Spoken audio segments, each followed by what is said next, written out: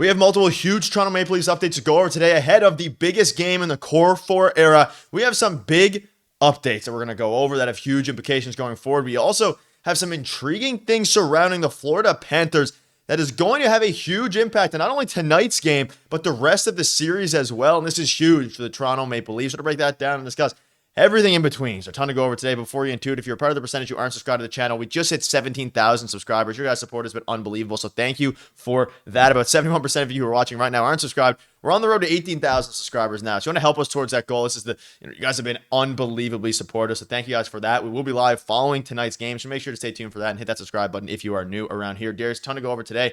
Obviously, the Leafs are, it's a great day. The Leafs play tonight and they have a chance to go up 3-0 on the defending Stanley Cup champions. And we have a ton of updates to go over today, including one surrounding the Florida Panthers that is pretty encouraging if you are a Leafs fan. But let's start with it from the side of the Toronto Maple Leafs before I dive into some of the other stuff there. And let's dive into it here. Joseph Woll is in the Leafs net at morning skate, and he will get the game 3 start here. So there's a lot of nitty and gritty to get into surrounding today's videos, but I want to start with this. Joseph Woll, he is the game 3 starter, and obviously Anthony Stolarz, he's in an interesting spot right now. No, real updates surrounding him yet. I'm assuming we're going to hear something maybe after the game, and we'll see if he travels with the team tomorrow. Check out our video from yesterday if you haven't. They announced mentioning things surrounding him. But Darius, as it pertains to Joseph Woll, he's confirmed, and you have again Woll, Murray, and Hildeby, with the lines remaining the same here. And this is, again, pretty notable in the sense that they're not changing anything. Pacioretty remains in the second line. You have Riley, Carlo, the same blue line pairings, but Woll gets the net, and this is a huge game for the Leafs here. And any thoughts on this before we move on to some very intriguing updates from a couple other sides, as well as some comments from the players? Besides what we're about to get into with the Florida Panthers and some comments from both sides, I think this is the biggest story right now because the team is playing so well. The way that this series has progressed so far, the team just needs to continue doing what they're doing. Their game plan has been working to perfection at this point, and all 4 lines are rolling. But the biggest storyline to me is still Joseph Woll. Anthony Stolarz, we have no real update on him. He's not going to play for the foreseeable future at this point. We don't know if he's going to return for game 4. A lot of people are speculating that he can't even fly right now. That could make some sense, right? So maybe we see him in game 5. Again, there's no real update. We're not going to see him for the foreseeable future. So what does Joseph Woll do? And what he's done so far is play really well. He played well last game. I expect him to play well again today. Everything that I've talked about in the past, why I love him so much is because he's everything that you want in a goaltender, right? The athleticism, he's very good technically, I think. Obviously, he lets in some weird goals sometimes, but every goalie does. But, the mindfulness stuff that you see before the game where he's visualizing exactly what he's going to do in that game and how he's going to make his saves. I mean, I love Joseph Woll. I always have. I always believed in him. And again, this year he took a bit of a step back because Anthony Stolarz was so great. It's not a bad problem to have.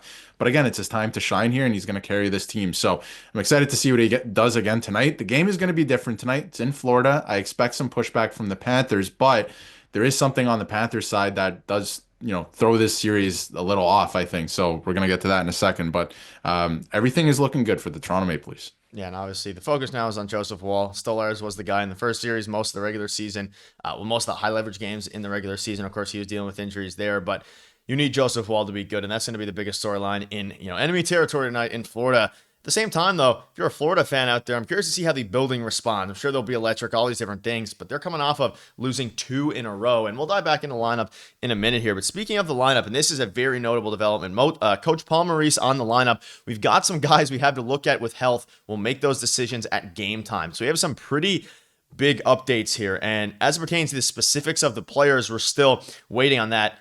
But Darius, it seems that Florida, and whether this is Matthew Tkachuk, whether this is some of the other guys, Rodriguez maybe following a Lawton hit, I highly doubt it.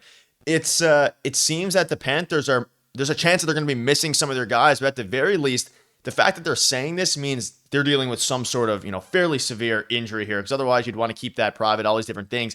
I'd assume it's maybe Matthew Tkachuk. There's been some rumblings about a bunch of different guys, but from the Florida side of things, they're very banged up, which obviously you never want to wish injuries or anything like that, but this is a good sign for the Toronto Maple Leafs that, if they're deciding to miss players, you of course want it to be, a fully healthy series, but at the same time, it's been a pretty gritty one, and injuries this time of year are pretty common, and it seems that the Panthers now, it's their turn to get bit with the injury bug.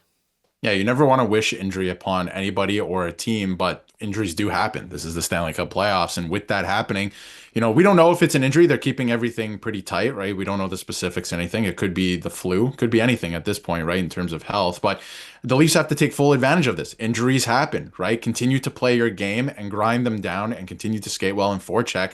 And you're going to find success in this game, especially if they have a couple of, notable players out. And to me, Paul Maurice didn't tell us too much. It could be, again, it could be an illness, it could be an injury, whatever it is. But he did say that there's multiple players dealing with this. So there could be multiple players out tonight. And even if they aren't out of the lineup, if they're playing, they're injured or sick, right? You should take advantage of that. And the Leafs, I keep saying it, have a incredible opportunity in front of them. I'm sure we're going to hear about it. I don't remember the last time they went up 3-0 in back-to-back series. I don't even know if it's ever happened in the history of the Toronto Maple Leafs. So they have an amazing opportunity that you could really put your foot on the gas pedal here, winning this game, because yes, going up 3-0 doesn't guarantee anything. You could still lose the series for sure.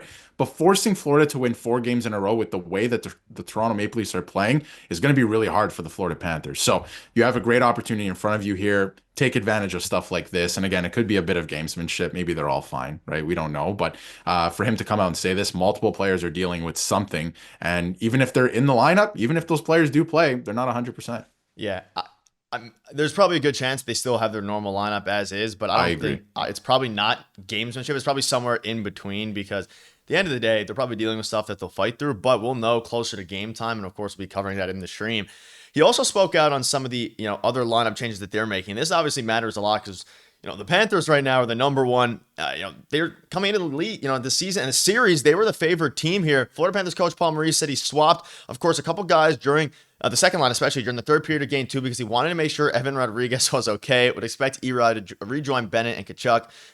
Maurice would not give any more hints. So a little bit of info there. And we know the third line, if there was any line that killed the Leafs in the last game, it was that third line. They were generating high danger opportunities every chance that they were on. And of course, I'm sure now the good news is, despite that huge electric game from the third line on the Panthers, Berube now has a chance to adjust, and the team has a chance to adjust, and the Panthers didn't win that game. So they're in very good shape there, and this is going to be a huge storyline coming into tonight's game, what the lines actually look like. And you mentioned it. If the Leafs want to prove that they're built different, this is the time to do it. Going up 3-0 on Florida is something that I don't even know if the most optimistic Leafs fan would have predicted, at least, surrounding this team here. And it's the Craig Berube effect. They have the best defense in the NHL. The team is rolling. You have Scott Laughton. Shout out to everybody there. And it's a pretty high-pressure game. And I said in the intro that, obviously, it's one of the most important game in the Core 4 era. Some people are arguing that because it's kind of a win-win here. If they lose, you're still up 2-1. You make some adjustments. But if you lose, if you lose, you, of course, are only up 2-1, make some adjustments. But if you win, you're up 3-0. It is what it is, regardless if you think this is the most important game or if you kind of would have lended it to last series. But I'm curious to see what you guys think about this. I want to get this comment from you, get your thoughts on this. This is from Alexander Barakov. He said, every game is a big one. I know we didn't get the job done in Toronto. We had some good moments. We had some bad moments. So we will learn from those, and we'll have a great opportunity and challenge to do so on home ice. Any thoughts from this side? Very normal comment. Makes some sense. The Barakov line has done a good job shutting down the Matthews line, but they also haven't produced themselves. So it's been a pretty null point there. Aside from the Mitch Marner goal, I'd say the top line of the Leafs still outperformed last game. It's a very big game, very important game, and to see these comments, it's nice being on the other side where you're actually winning the series and you're hearing comments that not necessarily Barakov being scared, but realizing, hey, the pressure is all on Florida right now, and that's the very rare occurrence as a Leafs fan. Yeah, I think you said it. And I think you made another good point a couple of minutes ago too, where you said Florida had a really good game too, and I expect them to come out hard tonight on home ice. But the Leafs have an opportunity to retool and kind of figure out what they were doing wrong in game 2 as well. So they have a great opportunity coming into game 3 here to really put their best foot forward and go up 3-0 in this series. And I think the other thing too is I'm finding that there's a lot more respect towards the Toronto Maple Leafs this year.